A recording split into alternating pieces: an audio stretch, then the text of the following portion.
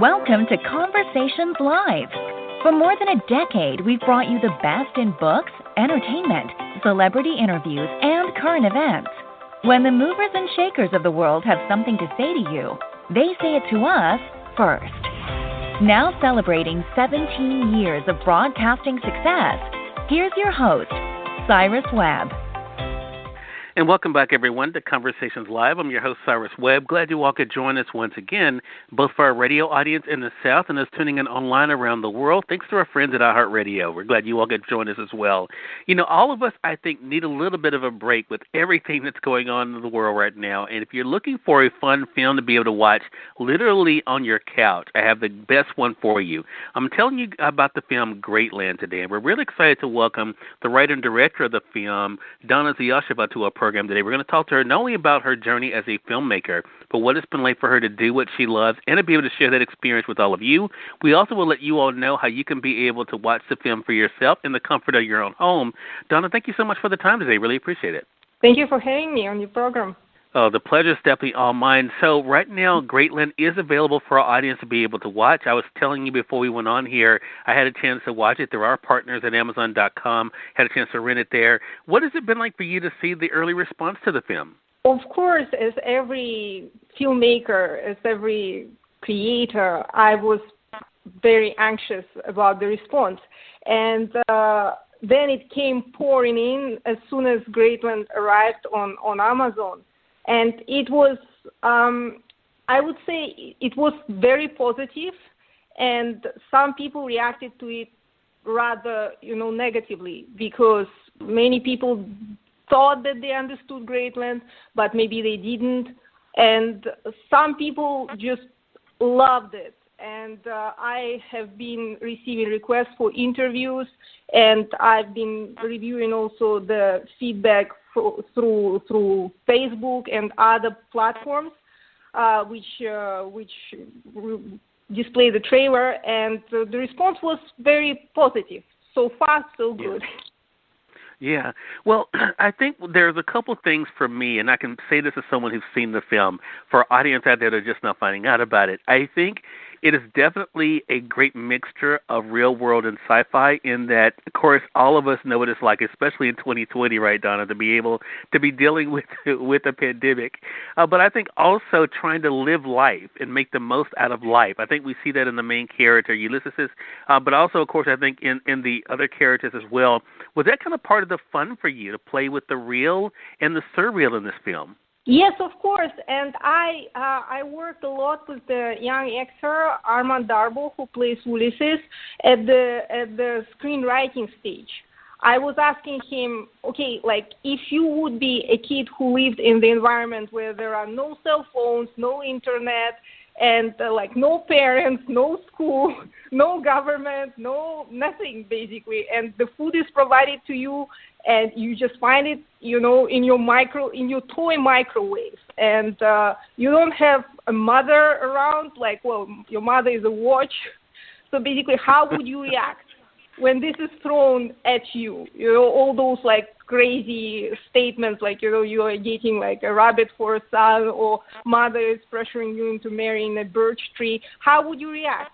And he was giving very good ideas. He was really immersed into the role, and I think he was having fun because he could express his goofy side, and also at the same time show that despite the fact that he might look completely overwhelmed by this environment and subjected to brainwashing, certain brainwashing for 15 years, he's still able to make sense out of it, and also he's also able to follow his common sense. And that's what I loved about showing the kid evolving in this completely insane environment, and at the same time still, coming on top of it, because at the beginning of the movie, Ulysses is completely like a play toy for the propaganda, etc. He's completely into it, but at the end of the movie, his art brings him actually to not only to understand what Greatland is all about, but also kind of being able to change things at the very end. Right. And I think, too, there's a lot of great messages in this, too, Donna, as the importance of coming together, bringing people together. I think that's a part of this film as well. A lot of different layers I think people can pick up on in this. So I want to go back a little bit because when I was prepping for your segment, I wanted to kind of get more of a feel of your previous work. So I got a chance to watch a great interview that you did 4 years ago, Donna, for Defenders of Life. So talk to us about this journey for you. Have you always known that you wanted to be a filmmaker? I've been writing stories and scripts since I was a child. Somewhere in the middle school, I think I started pitching my stories to newspapers. I was born in the Soviet Union, and I was born in Kazakhstan, so I was like a Kazakh girl in Soviet Union with all those like crazy ideas that one day I want to be a writer, one day I want to see my ideas on a silver screen, for example, or in a movie theater. Right. And it was just not possible for me at this stage. It was made very clear to me that I should not dream of that. But later, I went to work for the United Nations, and in the process, I understood more about the role of women, how important it is for us to realize what we can achieve, how important for us is not to be put down. And I started gradually, regaining the self-confidence in the stories that I can tell to the people, also because I was growing as a person. I became a mother. I built my career within the United Nations, and across the various countries, I was able to do my job. And that gave me hope that one day maybe I can do what I really loved, which is filmmaking. I'm a very visual person. And so I was working, when I was working in Costa Rica in the indigenous reservation where a Nabe tribe lives. It's an indigenous tribe in Costa Rica and Panama. I got so much taken by their life stories, and there was a lot that was going on in the lives of women. The tradition is that they are eligible for marriage as of the age 12. And so at that point I started thinking, what is the tradition there, and what is basically patriarchy telling women or young girls what they should do. I mean, no girl at the age of 12 should marry a man who is 60 or 40 or whatever age, it's just not appropriate. So, but Nabe see it as a part of their cultural tradition. At the same time, I just saw that women, they were not exactly on board with this tradition, but they were told to follow it. So I wanted to make a movie about that. Again, like many layers, what is tradition, what is individuality, what is the good for the entire community, for the entire tribe. So we made this movie for Nabe and with Nabe, and we called it Defenders of Life, because the issues at play were, I think, a lot of it was similar to what we see in America. It's, for example, like when a girl gets pregnant, a 12-year-old girl gets pregnant, what does she do? Is abortion an option? So we premiered in Costa Rica, and the government really paid close attention to it. First of all, it initiated conversations between the government and indigenous people, which was very important at this point because indigenous people were very upset all around Costa Rica because there were land grabs, their culture was completely dismissed. And that movie actually helped to bring indigenous people and government at the negotiations table. And later it was also taken by the child protection NGOs, children's funds, and they launched this campaign to outlaw the child marriages, and that's what happened. The government of Costa Rica adopted the law that banned unions with minors, and that's why I'm very proud of this movie. And I wanted to talk about that for a moment, and thank you so much for sharing that, Donna. I wanted to talk about that because I thought when I was just hearing, I have not seen Defenders of Life. I think it is on Amazon as well. But when I was hearing about it, what I thought about was why, even though you have a fun movie like Greatland here, there are some really serious issues that are in it too. So I wanted to talk to you about that marriage as a creative. Is that kind of part of the fun for you, to be able to give people something that can make them laugh, but also something to make them think too? Exactly.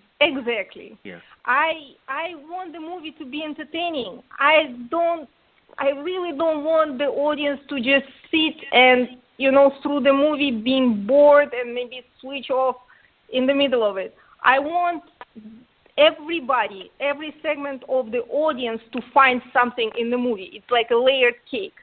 So, like, those who just want to have fun and be entertained, they are entertained. Like, there's plenty to be entertained. It's like a Bollywood, but, like, shot in Los Angeles.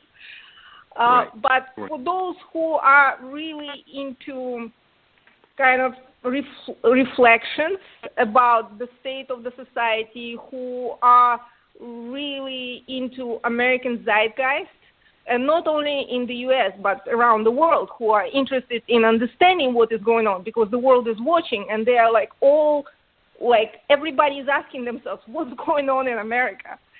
And so those people, they can find some answers in Greatland as well. So true. For those who are just tuning in, is on the radio side or online, you're listening to Conversations Live. We're excited to welcome Dana Ziyasheva to our program. We're talking to Dana not only about her new film, Greatland, but what it's been like for her to do what she loves as a filmmaker and share that with all of you. You mentioned social media earlier, Dana, when you were talking about where people can see the trailer. Did you know going into promoting this film that social media was going to be a big part of how you got the word out?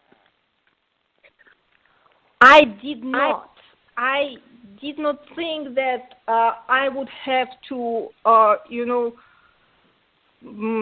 learn how to promote my movie through social media, because I'm 48, so I was working as an advisor for communication and information in many countries, but we were promoting more general policies, and I was following all the developments on the internet. But I thought that I'm just a little bit too old. Facebook is my limit. Like Instagram, I have Instagram accounts, but I'm not very good at it. And TikTok, I mean, it's just too crazy for me, TikTok. But I love what they offer there, because they offer so many filters, so many apps, that can enhance your performance, that can help you edit. I am amazed at what TikTok offers in terms of software. So I never thought of that. But then I saw how difficult it is to break into the mainstream media. How they would only pay attention to your movie if there are A-listers in it, or if you yourself have been accepted to A-tier festivals like Cannes or Sundance. And with my movie and the message that it has, I felt that I was overlooked, or maybe not fully accepted, because as a female filmmaker, diverse filmmaker, I'm supposed to perform a certain role. And in Greatland, I tackled issues that are probably are supposed to go beyond a diverse female filmmaker scope. And I'm saying it ironically. So I just felt that maybe I should talk directly to the audience. I should engage directly with the audience, especially because the issues that Greatland refers, allegorically tackles, I saw them unraveling in real life, and that's why I took it to social media, and it was really great. I really love it. It actually offers us indie filmmakers more freedom to talk directly to the audience. Although I would say that Facebook sometimes censors, you have to really play by Facebook rules, and they're very, very strict if you want to get out there. But still, it's a very good tool. Social media are really helpful for indie filmmakers. Yeah. Well, you were talking about the A-listers. When I was first pitched the film, I was really surprised, and excited that you had Eric Roberts in this film. What was that like for you, Donna, to be able to have someone like Eric be a part of this, as you were sharing it with the rest of us? I'm very grateful to Eric for accepting to be in Greatland. We thought that he'd be perfect as an imposing demiurge of Greatland's shadow government, some kind of a mix of Bill Clinton and Jeffrey Epstein. And he found the character of Alpha Altruist interesting. He had a brief phone interview with me before deciding on taking on the role. And on set, it was a masterclass for me. I'm like an indie filmmaker, so I never had a star of his caliber on the set. So I was really I was watching him, I was directing him, I was explaining him what exactly I'm expecting, and he listened and he delivered exactly what I needed. On set, he invested himself in the rehearsals. I have impression he treated it as a theater piece, which, coming from Eric Roberts, is the highest honor, and gesture of support, because he is a star, and I'm an indie film director, and yet he really gave his best to the movie. Yeah. Well, I think our audience is going to definitely love this, Donna, and I encourage them to be able to watch it. Again, Greatland is available now. I saw it through our friends at Amazon. I got a chance to rent it there to watch, but you can watch it through your favorite video-on-demand service, so definitely invite you to do that. Again, our guest is Dana Ziyasheva. We've been talking to Donna not only about the film, but also about her career as a filmmaker and what it's been like for her to do what she loves. Donna, thank you so much for this time. I really do appreciate you dropping by, and I hope you'll come by the show again. Absolutely. Thank you very much, Cyrus. Hey, you're more than welcome. And we thank you, our audience, for tuning in to another great segment of Conversations Live. Until next time, I'm your host, Cyrus Webb, saying, as always, enjoy your day, enjoy your life, enjoy your world. Thank you all for choosing Conversations Live. Let's make it a great one.